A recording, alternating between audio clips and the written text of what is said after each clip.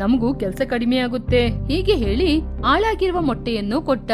ಅದನ್ನು ಅತ್ತೆ ಅಂಗಡಿಗೆ ತಗೊಂಡು ಹೋದ್ರು. ಆ ನಂತರ ಅಂಗಡಿಯಲ್ಲಿ ಚಟ್ನಿಗೆ ತುಂಬಾ ನೀರನ್ನು ಮಿಕ್ಸ್ ಮಾಡಿದ್ರು. ಹಿಟ್ಟಲ್ಲಿ ಕೂಡ ನೀರನ್ನು ಬೆರೆಸಿದ್ರು. ಅದಕ್ಕೆ ಮೇಲೆ ಹಾಳಾಗಿರುವ ಮೊಟ್ಟೆ ಬೇರೆ. ಅಯ್ಯೋ, ತುಂಬಾ ಹಾಳಾಗಿರುವ ಮೊಟ್ಟೆ ಹಾಕಿದ್ರೆ ಮತ್ತೆ ಅಷ್ಟೇ, ಸ್ವಲ್ಪ ನೋಡಿ ಹಾಕ್ಬೇಕು. ಹೀಗೆ ಮೊಟ್ಟೆಯನ್ನು ಪರೀಕ್ಷಿಸಿ ದೋಸೆ ಮೇಲೆ ಹಾಕ್ತಾ ಬರ್ತಿದ್ರು. ತುಂಬಾ ಜನಕ್ಕೆ ಆ ಅಂಗಡಿ ಮೇಲೆ ಇರುವ ನಂಬಿಕೆಯಿಂದ ದೋಸೆಯನ್ನು ತಿಂತಾ ಇದ್ರು. ಅತ್ತೆ ಅತಿ ಆಸೆಯಿಂದ ಮಾಡಿರುವ ಕೆಲಸದಿಂದ ಅವರಿಗೆ ಲಾಭ ಕೂಡ ಜಾಸ್ತಿ ಬಂತು. ಆದರೆ ಮರುದಿನದಿಂದ ವ್ಯಾಪಾರ ಕಡಿಮೆ ಆಗ್ಲಿಕ್ಕೆ ಆರಂಭಿಸಿತು. ಹೀಗೆ 5 ದಿನಗಳು ಕಳೆಯಿತು. ಸೊಸೆ ಕೂಡ ಗುಣವಾದಳು. ಅತ್ತೆ, ನನಗೆ ಆರೋಗ್ಯ ಸರಿಯಾಯ್ತು, ಇವತ್ತಿಂದ ನಾನು ಕೂಡ ಅಂಗಡಿಗೆ ಬರ್ತೀನಿ.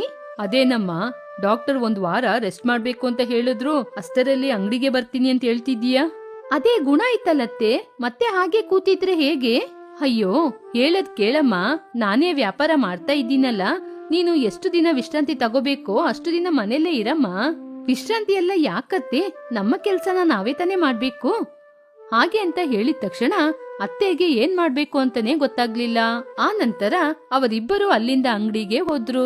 ಇದಕ್ಕೆ ಮುಂಚೆ ಅತ್ತೆ ಸೊಸೆ ಇಬ್ರು ಅಂಗಡಿಗೆ ಬರ್ತಾರೋ ಇಲ್ವೋ, ಅವರು ಬರುವಾಗ ಅಲ್ಲಿ ತುಂಬಾನೇ ಗುಂಪುಗಟ್ಲೆ ಜನ ನಿಂತಿರ್ತಾರೆ. ಇವಾಗ ಯಾರು ಕೂಡ ಇರ್ಲಿಲ್ಲ. ಅಂಗಡಿಗೆ ಯಾರು ಕೂಡ ಬರ್ತಾ ಇಲ್ಲ. ಏನಾಯ್ತತ್ತೆ? ಎಲ್ಲರಿಗೂ ನಾವು ಮಾಡುವ ದೋಸೆ ತಿಂದು ತಿಂದು ಬೋರ್ ಆಗಿರ್ಬೋದು. ಹಾಗೆ ಹೇಳ್ತಾ ಇರುವಾಗ ಸಾಂಬಯ್ಯ ಆ ಕಡೆ ನಡ್ಕೊಂಡು ಹೋಗ್ತಾ ಇದ್ರು. ಅವರನ್ನು ನೋಡಿ ರಮ್ಯಾ, ಅಯ್ಯ ಸ್ವಲ್ಪ ಇಲ್ಲಿ ಬನ್ನಿ. ಏನಿದು, ಅಂಗಡಿಗೆ ಬರದೆ ಹಾಗೆ ಹೋಗ್ತಿದ್ದೀರಾ? ನಾನು ಮಾತ್ರ ಅಲ್ಲಮ್ಮ, ಯಾರು ಕೂಡ ನಿಮ್ಮ ಅಂಗಡಿಗೆ ಬರೋದಿಲ್ಲ. ನೀನು ಇಲ್ಲದ ಸಮಯದಲ್ಲಿ ನಿಮ್ಮ ಅತ್ತೆ ಹಾಳಾಗಿರುವ ಮೊಟ್ಟೆಯಲ್ಲಿ ದೋಸೆ ಮಾಡಿ ಕೊಟ್ಟು ನಮ್ಮ ಆರೋಗ್ಯದಲ್ಲಿ ಆಟಾಡಿದ್ರು. ಆಗಿರುವಾಗ ನಾವು ಹೇಗಮ್ಮ ಅಂಗಡಿಗೆ ಬರೋದು? ಇವ್ರು ಹಾಳಾಗಿರುವ ಮೊಟ್ಟೆ ತಗೊಬಂದ್ರು ಅಂತ ಆ ಚಿಕನ್ ಅಂಗಡಿಯವನು ಯಾವಾಗ್ಲೂ ಹೇಳ್ಬಿಟ್ಟ. ಆವತ್ತೇ ನಾವು ಪೊಲೀಸಲ್ಲಿ ಕಂಪ್ಲೇಂಟ್ ಕೊಡ್ಬೇಕು ಅಂತ ಯೋಚನೆ ಮಾಡ್ದೋ, ಹೆಂಗ್ಸು ಅಂತ ಸುಮ್ನೆ ಬಿಟ್ಬಿಟ್ಟೋ. ಹಾಗೆ ಹೇಳಿ ಅವ್ರು ಅಲ್ಲಿಂದ ಹೊರಟೋದ್ರು. ಅವರ ಮಾತು ಕೇಳಿ ಸೊಸೆ ತುಂಬಾನೇ ಟೆನ್ಷನ್ ಆದ್ಲು. ತಕ್ಷಣ ಒಂದು ಮೊಟ್ಟೆಯನ್ನು ಹೊಡೆದು ನೋಡಿದ್ಲು. ಅದರಲ್ಲಿ ಸತ್ತಿರುವ ಕೋಳಿ ಮರಿ ಇತ್ತು. ಅದನ್ನು ನೋಡಿ ಅವಳು ವಾಂತಿಯನ್ನು ಮಾಡಿದ್ಲು.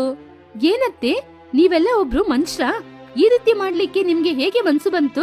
ನೀವು ಹೀಗೆ ಮಾಡ್ತೀರಾ ಅಂತ ನಂಗೆ ಗೊತ್ತಾಗಿದ್ರೆ ಜ್ವರ ಇದ್ರೂ ಪರವಾಗಿಲ್ಲ ಅಂತ ನಾನೇ ಬಂದಿರ್ತೀನಿ. ಚೆನ್ನಾಗಿ ನಡೀತಿರುವ ವ್ಯಾಪಾರವನ್ನು ಹೀಗೆ ಹಾಳು ಮಾಡ್ಬಿಟ್ರಲ್ಲತ್ತೆ.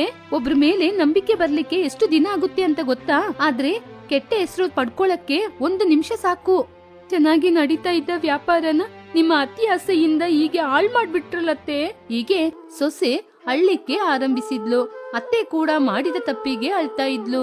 ಏನೋ ಬುದ್ಧಿ ಕೆಟ್ಟು ಈ ರೀತಿ ಮಾಡ್ಬಿಟ್ಟೆ ಅಮ್ಮ, ನಾನ್ ಮಾಡಿದ್ದು